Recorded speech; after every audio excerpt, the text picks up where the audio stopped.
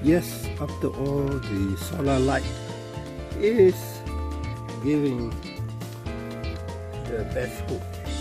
So we are going to buy more of this solar light, and don't forget to disengage the battery so that it gets charged by the solar panel on the top there.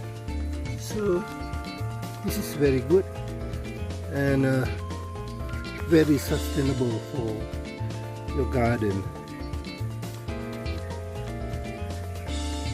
It's available all over the country at DIY store.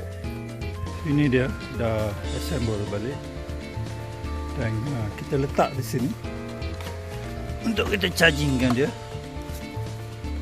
Dan malam ni kita tengok dia nyala atau tidak. Safe spot.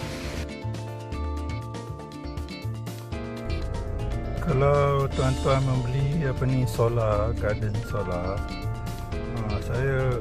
saya pun tak tahu macam mana nak menggaya dia. Rupanya dia ada switch dia dekat dalam. Saya kena buka dia slowly. Buka dia macam ni. Dan dalam ni dia ada switch dia.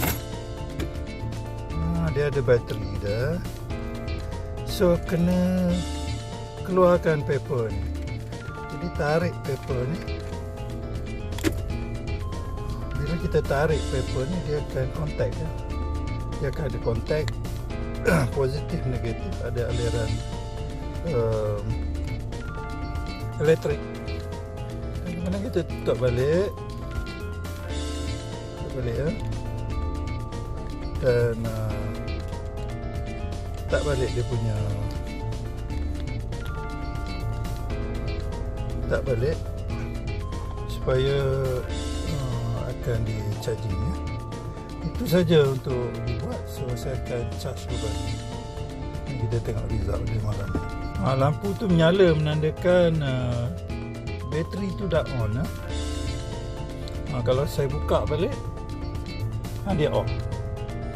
So saya tutup solar dia akan menyala. So itu salah satu cara nak testing bateri dia okey ke tak okey. Selamat mencuba.